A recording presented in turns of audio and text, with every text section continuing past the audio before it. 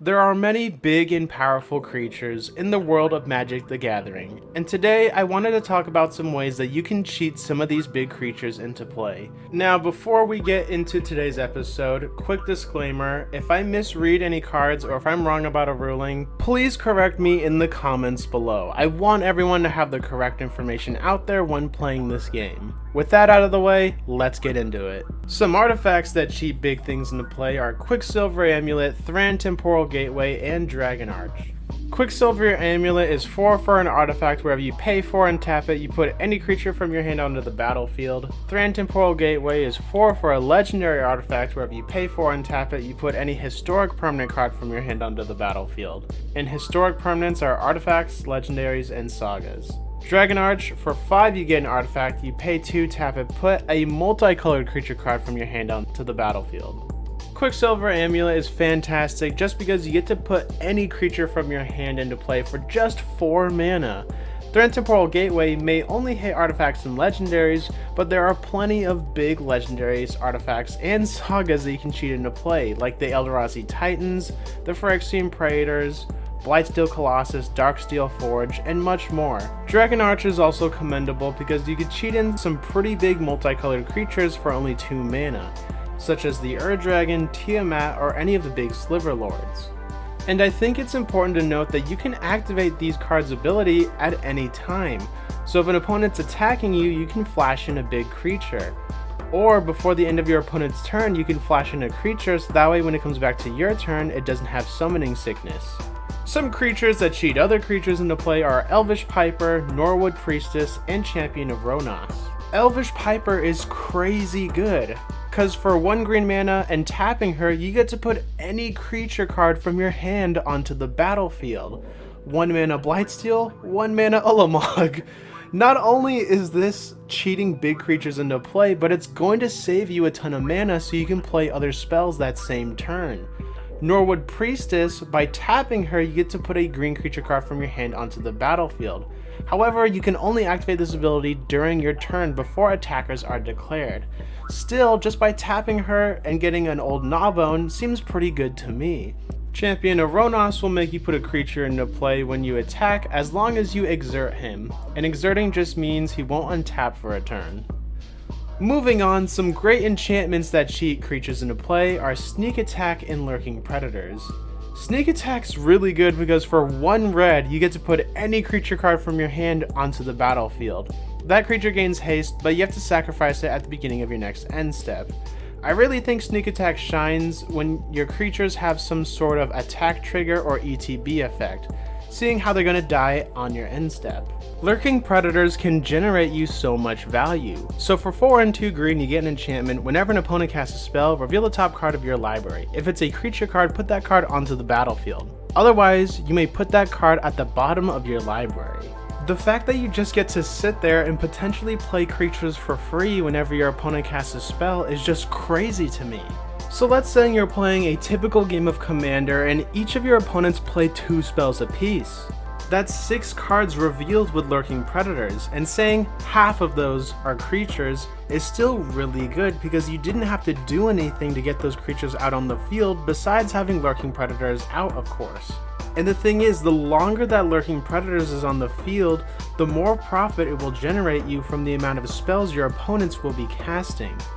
Also, if you have any way to manipulate the top of your library, you can cheat out pretty much any big creature you want. Now, as much as I love this card, I don't think it belongs in every deck that has green in it.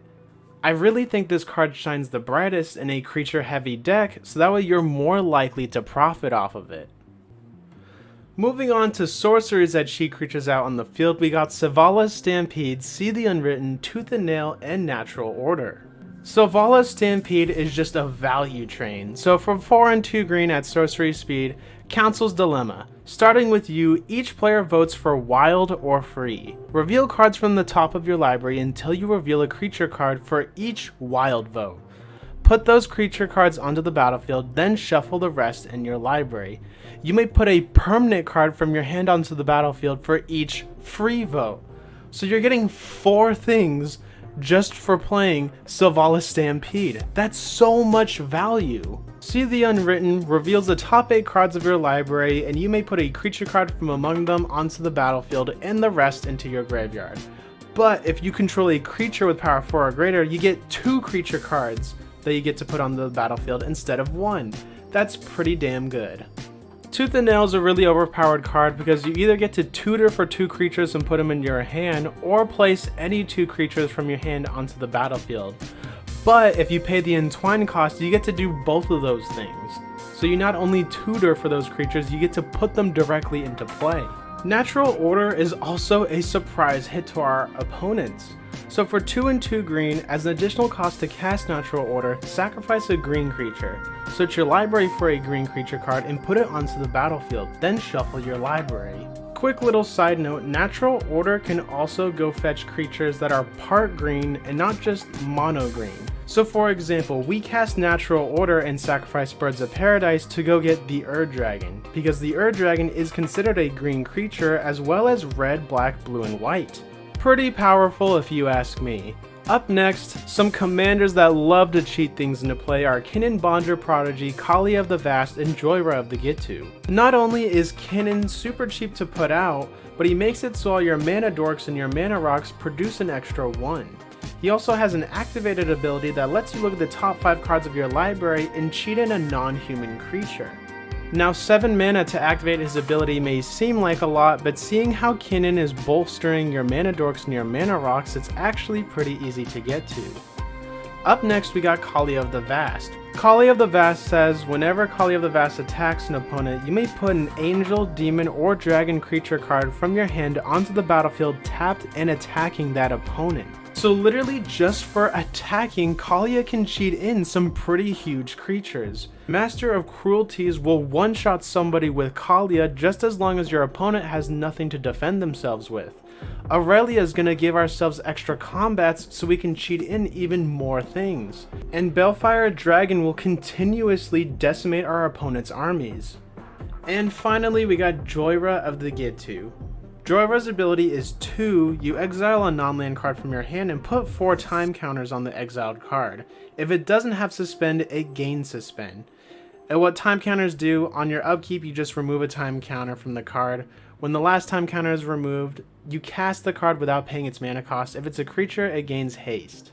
One cruel way you can play Joyra is by suspending a bunch of huge spells, knowing you're going to get them in 4 turns, and blowing up everyone's stuff, so that way there's as little retaliation as possible. One last technique on how you can cheat in some big creatures that I would like to touch on is Reanimation. How Reanimation works is first we have to get creatures into our graveyard. And there are a number of ways we can achieve this, either by discarding creatures from our hand, milling, or putting creatures directly from our library into our graveyard.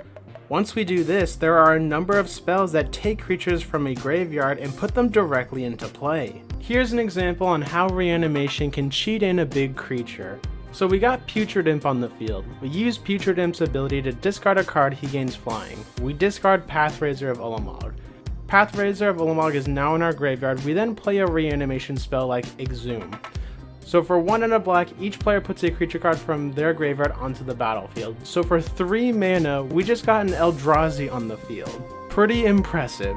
And there's no shortage of ways you can get creatures into the graveyard and reanimate them. Some Reanimation themed commanders are Chainer Nightmare Adept and Cedrus the Traitor King. Chainer's pretty good because he's a discard outlet for your Reanimation targets, and when you discard a card, you get to play a creature card from your graveyard this turn.